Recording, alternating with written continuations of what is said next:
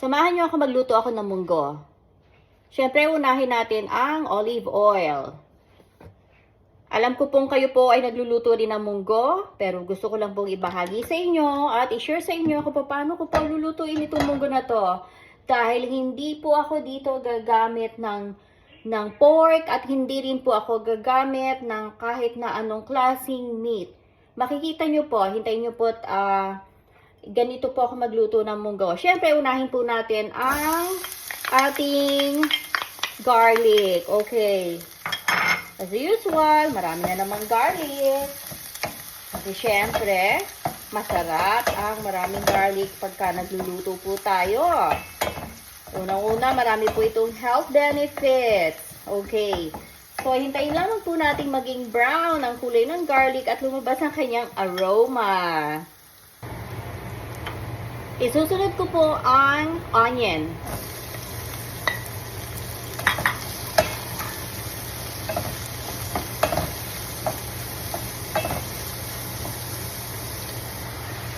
At syempre, ang kamatis. Naglalagay din po ba kayo ng kamatis sa inyong munggo? Kasi ako po ay naglalagay po ako parati ng kamatis sa tuwing magluluto po ako ng munggo. Okay, medyo lulutuin lang po natin ang kamatis. Okay, so medyo luto na po ang ating kamatis at ito po ang kakaibang part ng pagluluto ko ng munggo na gusto ko pong i-share sa inyo. Ang pagluluto ko po ng munggo ay hindi po patis or asin ang aking inilalagay. Nilalagyan ko po siya ng bagoong. Okay, so ito po yung bagoong na nabibili po sa mga grocery stores, yung po katulad ng Barrio Fiesta, ng Pamana, bagoong. So, any bagoong na meron kayo dyan, or yung mga natira ninyong bagoong sa inyong pangkare-kare, hindi ho ba't niluluto ulit ninyo yon? Ito po ang ginagawa kong pampalasa sa aking munggo. I-try nyo po yan next time. Talagang nako, napakasarap po, malasang malasa. Ayan po ang isang kakaibang pagluluto ko po ng munggo. Ang inilalagay ko po ay bagoong, ang aking pantimpla, instead of fish sauce or salt. Okay, so medyo simmer ko lang siya ng konti at tignan ninyo ang susunod na gagawin ko po. Okay, so pwede na po ito at ito po ay isasalin ko sa napakuluan ko na po na munggo.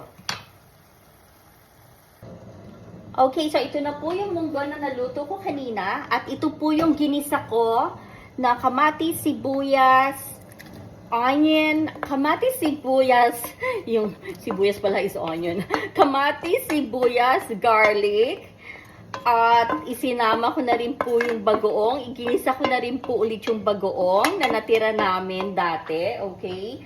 So, ayan na siya. Isinama ko na sa ating bagoong na naluto ko na po kanina. At syempre, ang susunod po, since wala po akong dahon ng ampalaya or wala akong spinach, kasi usually spinach ang aking inilalagay, ito pong natira naming bitter melon or bitter gourd nang mag-grocery kami last week. Meron pong isang malaking natirang bitter gourd. Ayan po, hiniwa-hiwa ko po siya ng maliliit at itong gulay na to ang isasama natin sa ating bagoong. Ayan. O, diba? Siyempre, nagkaroon ngayon ng gulay. Hindi kailangan ng dahon ng ampalaya. At syempre, kanina, nagprito na rin ako ng tofu. Katulad nga ng sinabi ko po sa inyo, wala akong pork na isasama dito or any type of meat.